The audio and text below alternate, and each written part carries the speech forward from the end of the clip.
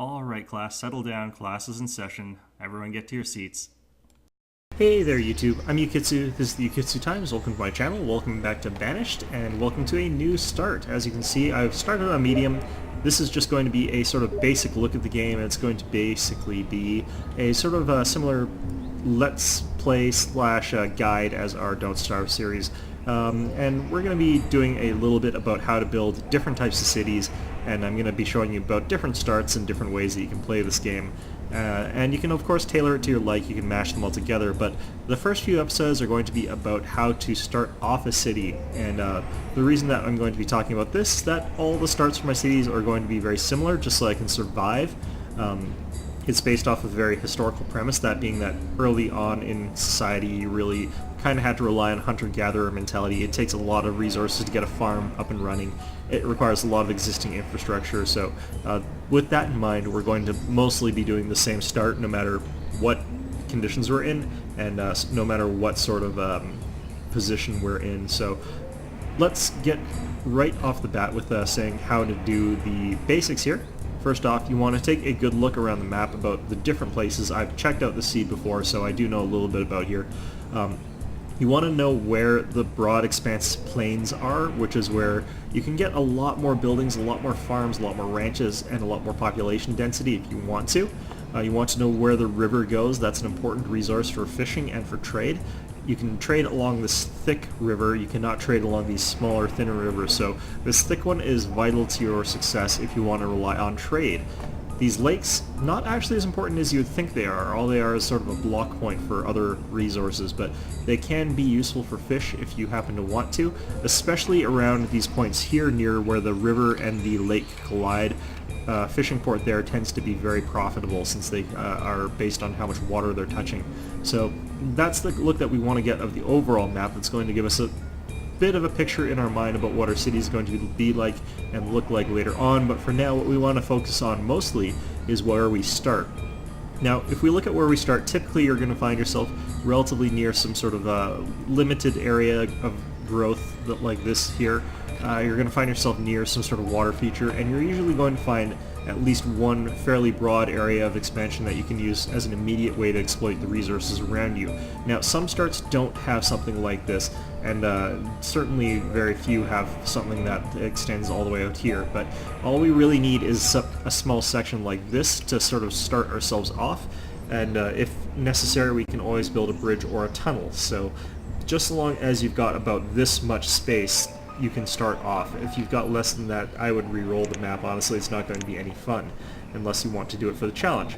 Now, first off, what we want to do is we're just going to measure ourselves a dirt road here just so that we know which direction this is going to be in, but we're also going to go ahead and just give ourselves the two starting buildings here that we are going to want on our town, which is the Gatherer's Hut, and it's going to be connected to that road there. And we're going to want the Hunter's Lodge, so we're going to go ahead and put that hunting cabin, sorry. I always call everything like lodges or whatever. So anyway, those two buildings are going to get plonked down there. Now, next we're going to look at what we've got in terms of resources for stone and iron. And as you can see, there's quite a lot on this map available to us right off the bat. Again, you can theoretically build a bridge to get to these stone and iron resources, but you want to mostly look at the stone deposit directly adjacent to you and around you, and in particular near where you're putting your hunter cabin, because that's going to be where you're going to harvest it first. As you can see, there's quite a bit here, so we're going to actually go ahead and start chopping some of this down, and we're also going to start chopping some trees down from around here, and those are going to all get cut down. Now, we're cutting down trees that are not near our hunter cabin, and we're cutting down rocks and iron that are near the hunting cabin. The reason for this is that these rocks and these iron, they get in the way of tree growth, and those help influence the productivity of the hunting cabin and the Gatherer's Hut. So we want to clear that out and make that nice and clear for our people. We're going to go ahead and build another road like this. It's going to be for a reason I'll show later, but you don't have to do that if you don't want to. Anyway, we're going to start with stone houses because this particular seed has got a lot of stone on it, and I feel pretty confident that we can get away with a stone house start. So we're going to go ahead and place some of those down. Perfect. And we do need 5 stone houses from the start, and we are not going to get them necessarily right away. So let's get our event log and our statistics up, and we're also going to want our jobs menu. And this lets us control who works where, and we're going to have at least 4 builders right off the start. We've got 16 people who are functioning adults. Or no, sorry, I'm tired, leave me alone. Okay, so we're going to go ahead and we're going to use our up priority marker to change the increased priority for these 2 buildings since we want those built first. And we're just going to let this go now that we've got that set up. So, as you can see, our people have now started to run off and do the various tasks and jobs that we've assigned them. And we want to get all this done before the winter sets in, because if we don't, we'll be in a lot of trouble. So, as you can see, what they're going to do is start clearing things off first, and then they're going to start immediately building away whatever it is that we've got queued up. First of all, it's going to be this gatherer's hut, and then it's going to be this hunting cabin, because we've high prioritized those. So while this is going on, we're going to slow right back down, check out what our resources are looking like, because we constantly need to be looking at what our resources are doing. We're going to up prioritize our wood cutting efforts, because they're cutting down trees very quickly, and that's going to be a resource we're going to need in high numbers. We're going to get 1 person working on that gatherer's hut right away, just so that we aren't worried about food come a little bit later. And as you can see, 2 of our people have already come of age, so they're a little bit older now, they can get to work, which is going to help us out in this little blitz quite a bit. But now that that's done, they're going to start working on these houses. And we need at least 5 houses done before winter. We can get a 6th house done during winter. And we're also going to need 1 more production building, which is going to be our woodcutter. And these are the buildings that we need finished before winter comes. And other than that, though, we don't really need any buildings in particular finished. So let's take a slowdown here. We're definitely going to run out of stone, so we're going to queue up in order to clear out more of that. There we go. And these rocks right here. Okay. So the way this works, they bring all of the resources to the site, and then they start building. So don't be surprised if it looks like they are not getting any building or construction done.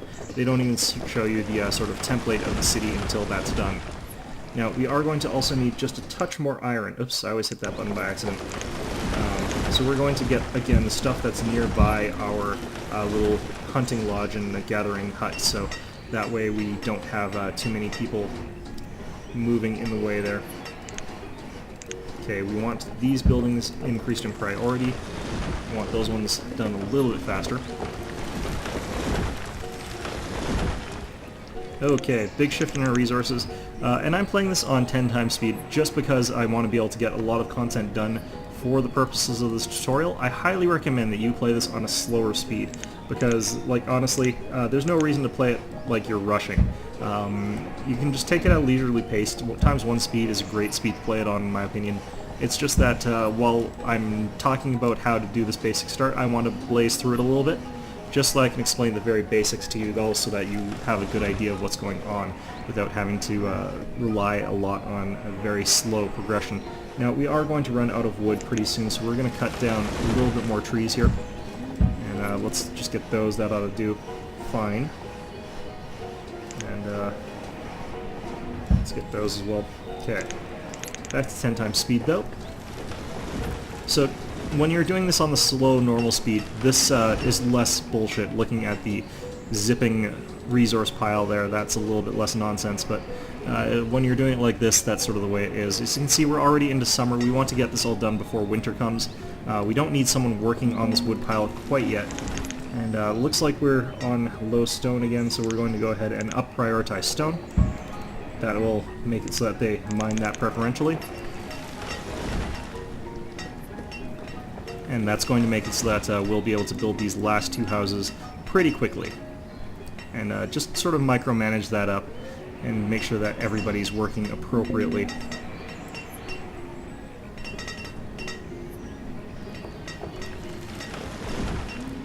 Okay, and once we got this done, we'll pretty much be set for our first winter. We're already into late summer though, and we still have got quite a lot to build. I would like to have another house started at the very least before winter hits, so we're going to have to work on that. I'm going to want actually my road going down around there, so I'm going to actually plot that out. And like that, so, oops.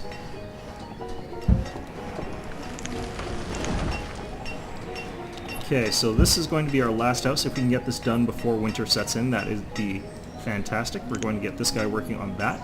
And we're going to start getting a few more people on food, because our food is going to be short pretty quickly. So as you can see, autumn, it started snowing already, which is a little bit problematic, but it's not the worst thing in the world.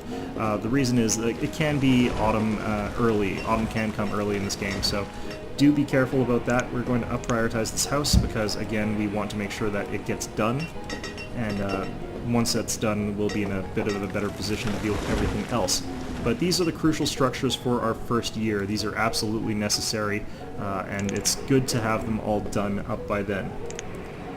The firewood, of course, I've actually survived without it in the first year, but I find that it's a little bit risky not getting it. Especially with what looks to be like it'll be a cold winter. Okay, let's get all this stuff. So as you can see, we've now got houses for sort of all of our people.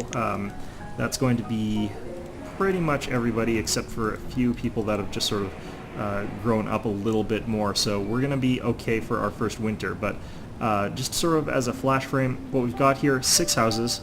Sometimes you can get away with 5. It looks like our people that were children starting off here were a little bit older children, so that's fine. That means they join the labor pool right away. And it means that we have a little bit more leeway before the next set of houses have to be built. But the crucial buildings, Hunter's Cabin and the Gatherer's Hut. Now, the reason that we're building a hunting cabin is that this produces leather. We haven't actually got any hunting done at all yet. Good job, guys. So we've got that, and we've got the Gathering Hut. Gathering Hut produces a large variety and a large amount of food, and that's really good for our people here, so they don't have to just live off of potatoes. So that is going to be one of our major sources of food early on, and this is going to be our only source of hide. Now, some people say that the Gatherer's Hut does not produce as much food as a fishing pond, depending on the start position of that fishing pond. And they can be right and they can be wrong. It really depends. There are a lot of variables at play as far as fishing goes.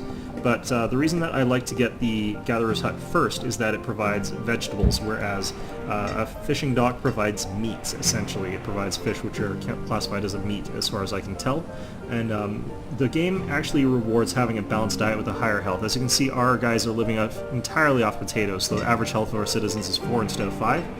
Having a more varied diet with vegetables, grains, and protein is the best way to make sure that your citizens are healthy and happy. So now that we've got this venison coming in, that's going to be our protein. And we need the hunting cabin for that leather, so we are going to have a protein. That means that the fishing cabin, the fishing dock, is less important than the Gatherer's Hut, since the Gatherer's Hut produces vegetables. So that combination means that we would be getting a less complete diet if we went with a, say, hunting cabin and a fishery. So that is the reasoning behind that. Now, if we look at ourselves right now, we can see that we've got a pretty decent amount of resources going for us, but we are going to want to build ourselves a forester lodge because we don't want to have to continue manually cutting down trees for the rest of time, so we're going to go ahead and build that. And we are going to go ahead and build an herbalist, since our people, as you can see, their health has fallen, so we're going to want that. An herbalist provides little things for your guys that make them healthier, happier, more successful in life, and that's just a really important thing to go by. Now, we want to keep an eye always on the resources that we're coming in with. As you can see, we're running out of wood faster than we are running out of other resources, so we're going to queue up another order to clear out harvest wood. So go ahead and do that. There we go. And that should help us out quite a bit. And just try and keep your 3 resources, your stone, wood, and iron, in relative balance. Keeping in mind, however, that you do need a lot of wood, you need quite a bit of stone, and you don't really need too much iron, so don't worry too much about harvesting iron as compared to the other resources. Just keep in mind which ones you want to be prioritizing. Looks like we might want a new stockpile pretty soon. No, actually, I think we can get away with what we've got here. what we're going to do is queue up another set of houses. And if you've got too many resources in the stockpile, you can do this sort of trick here. We've got too many people on that now since that's full. You can set people to build houses, and what they're going to do is start filling those in with resources. And once they've sort of filled this up with resources, we actually pause it, and they'll have the resources stored in the house, but they won't actually have the house started. And that will help empty out our inventory and make it so that we don't have to worry about building a secondary supply depot, or whatever you want to call it. It's not really a necessary thing because it's really easy to build supply drops, but I like doing this just because I don't want to build another one until I've got my city planned out a little bit better, have the organization a little bit more in hand. So we're going to pause that. We're going to wait till this one's sort of also similar, but actually we're going to pause all of these since I really do want those. This looks like it's emptied enough that I can get those other buildings queued up. So let's get these buildings high priority, and that's going to get us that extra wood that we need anyway, so that should be okay. Now if we look at our food, it's always most important to look at our food stored. It looks like it's hovering around the same amount that it was before, so we don't have to worry about that going up or down right now. We just want to keep trucking along with what we've got there. Oops, let's get the right button there. Yeah, logs is low. Okay, so have we got all of these set to harvest? Good, yes. Okay. And cutting all of those down should give us enough resources to get through the next set of our building phase. The Forester Lodge means that we'll have a perpetual supply of logs, and we won't have to worry about that. Now, honestly, one is not enough to do that. You typically want 2 or 3 for even fairly early in the game, but you can supplement that by selectively chopping down a few trees here or there. It's not really a big deal if you have to do that. Okay, so we're going to go ahead and build this road here. Okay, let's check our demographics yet again. Looks like we got some people that could move in together, so building one house is reasonable. Got our herbalist, so let's get one person working there, and that'll increase our health back up to 5 stars, or sorry, 5 hearts. Maybe 4.5, depending, we'll see. But let's see here.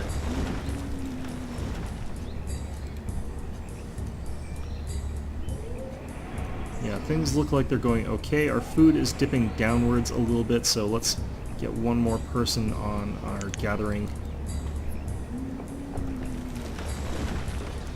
And as you can see, the number of people working on different things is dropping steadily, slowly declining.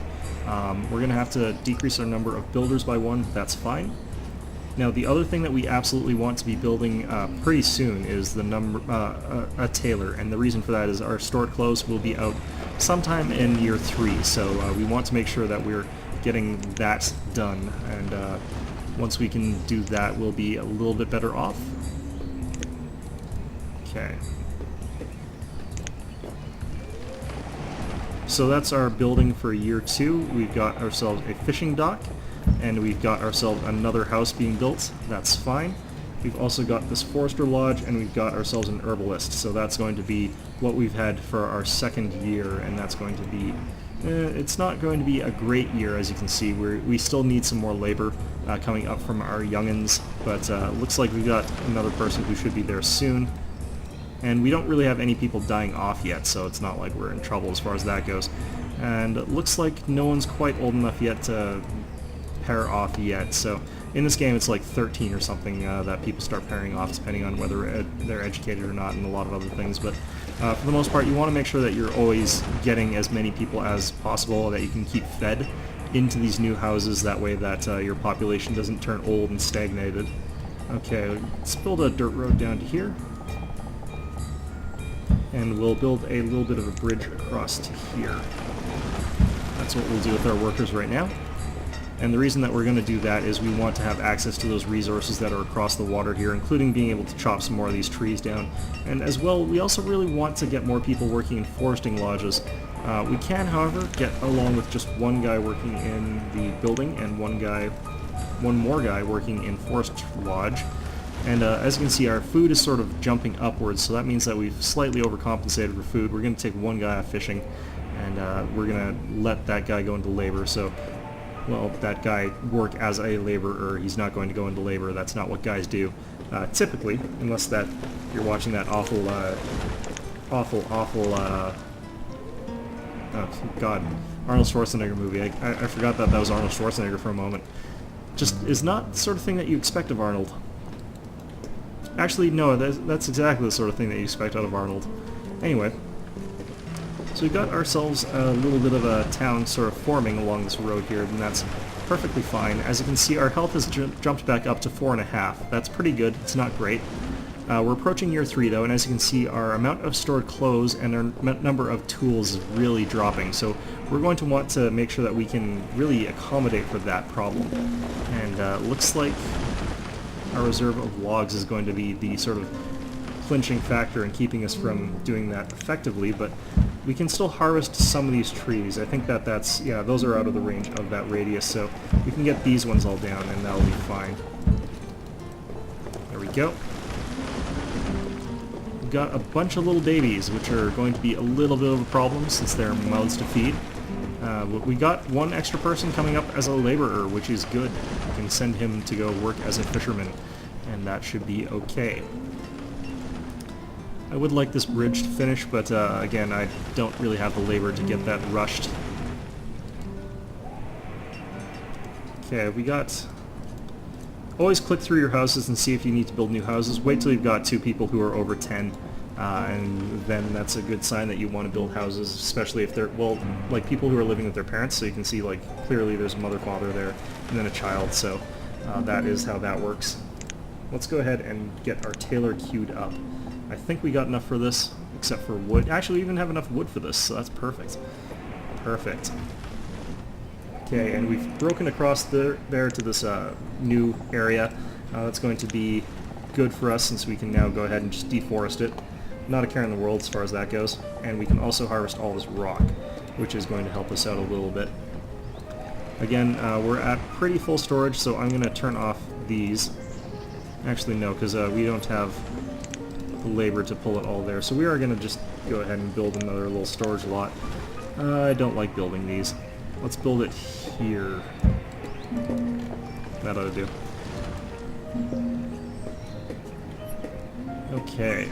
The reserve of firewood is low. Well, we've got a guy working on that, so that should be fine. It's because, like, everybody burnt all their firewood during the winter, and now it's gone, so they are regretting having spent all their firewood. Okay. So we're going to reduce our gatherers by 1 and our fishermen by 1. We've got enough food. Actually, no, we're not going to reduce our gatherers right now since we're in the season, but let's try and get enough labor to get this tailor made quite quickly. I do want it done before summer so that we can start on our blacksmith as well, because we do want both of those buildings set up and running before winter comes, because we are running low on tools as well, so we do need our guys to be on top of that as fast as possible. Okay, so let's get... Oh, damn it. Always hit that wrong button. Okay, so we have those trees harvested on queue for harvest, so let's go high prioritize that, and let's high prioritize this this tailor. Now, we should be running out of tools about by winter, approximately, so we do want that sort of queued up. We've got that other building on high priority, so we can start our blacksmith as well, so let's go ahead and get that started. Now that we've got actual builders working on the tailor, the other guys can start, laborers can start dragging resources over to the blacksmith, and that should be fine. And here you can see them getting to go, and it's summer, so we're cutting this really close. I would like to have this done before winter, and as you can see, we've only got 3 stored clothes left, so not really in a great place. Let's check our age demographics yet again. 12-year-old, 9-year-old, 9-year-old. Okay, so a little bit longer. I think come winter, these guys age once every season, so like they'll be a year older come autumn, and that's sort of how this game works. It sort of has this weird accelerated / decelerated time, I guess. So we'll want to build these 2 houses in the next year, I think. And now we could actually build one of these in autumn, I think. We do want to get this done first, though. Down to 10 tools. Cutting it close. Okay.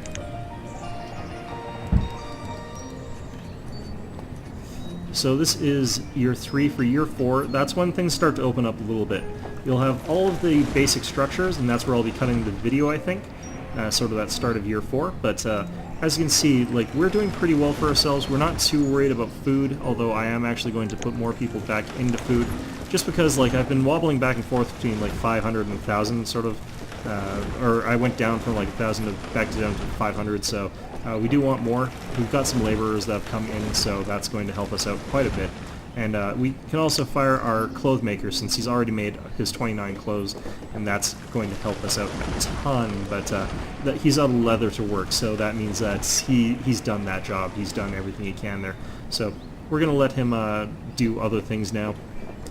Move on to better works. And it looks like we can increase our fuel limit. I don't really want to do that quite yet, so we're going to go ahead and leave that as is. And we just need to get this damn blacksmith finished as quickly as possible. Okay, so there we go. And down to the wire here. We've only got 6 tools. Let's see if we finish this blacksmith before we run out of tools. And it takes iron and it takes wood to make tools, so you also need to make sure that you've got a steady stream of iron harvested. It doesn't take very much, and your people don't use tools too quickly, but you do kind of need to keep your eye on that. Okay, so once that's done, we're going to go ahead and let that happen, and we're going to get a blacksmith. So, as you can see, we're back into winter. We've got probably enough people. Yeah, we got enough to start 2 more families, as disturbing as that may sound. Remember, medieval sort of timesy sort of thing. Children had to get married really quickly, because they had a life expectancy of like 30. They live to like 100 years old in this game, though, so they don't have that excuse. They just like getting married really young, because time is really wonky in this game. It's really distorted and really disturbing. So, but we're going to make sure that they can start up a family in whichever way they want to, and that's going to require basically building 1 or 2 houses every single year, and just making sure that you're keeping up on that and keeping up on your food production. So we're going to increase those as well as we get more workers. That becomes easier and easier. Alright, so looks like things are going pretty well in this town. As you can see, we just barely made it with our tools. We were down to 2 tools, and we already had a blacksmith working on that, so yeah, really down to the wire on that one. Glad that we had that built when we did. So anyway, so as a summary, let's go through all of our stuff as we exit late winter. We'll be heading into the new year, year 4, but for the first year, remember, first of all, Gatherer's Hut, Hunting Cabin. If necessary, you can always go Hunting Cabin and Fishing Dock. The reason, again, that you want the Hunting Cabin, guaranteed 100%, is so that you can build coats from the tailor. And year 1, we had 6 houses, most of them, in fact. By year 2, we had another house, a 7th house. This year, year 3, we had an 8th house. I think that's how that went. Anyway, sorry, first year, we also had our woodcutter. Year 2, we added in our forester lodge that generates new wood. They grow and plant trees, and they cut down trees at a steady rate, so they're a good source of unlimited wood. We built our herbalist, which has brought our health back up to 4.5 out of 4 instead of 4. And we've also built year 3, a blacksmith and a tailor. You don't have to build a fishing dock, but if you don't build a fishing dock, do get another herbalist somewhere. The only reason I would ever not build a fishing dock is if I find that I'm in a position where I've got nowhere good to put it. So this is not the best place. Obviously, people are going to point out that it's better to put one around this sort of intersection of rivers, because it'll be surrounded by a lot more water. But the reality is I actually like putting it over here, which means that I have to cross the water. And this is actually a better spot than putting it up here, so I do want to wait until I can get that so I don't ruin the fishing spot with another fishery. So don't comment on that. I do know that. So this is the basics of a startup city. This is sort of the essentials. After this point in time, now that we're into year 4, we can sort of branch out and you can sort of build things that you like. If you want to make this a sort of theocracy city, you can perhaps start working towards building a church or something of that sort, while building more of these buildings to generate food. Maybe you can build a trading port and make this a trading town, or maybe you can do a pretty wide variety of things. You can make your city in pretty much however you want. This is actually also the point in time where you would want to consider maybe making an agrarian town if you're on medium. I'm on medium for the purposes of this one. I found that there's no real difference between medium and hard, in all honesty. The only difference is that it's a little bit of a time saver because you start with a storage barn. But since you start with less families, you don't have to build as many houses, and it ends up being almost exactly the same difficulty, as, in all honesty. So anyway, that is our very first look at a banished town. This is how I build them. Again, you don't have to build your roads in this funny way if you don't want to. I should actually explain why I've done that. The reason I build roads like this is because now I can fit these wells in between my roads.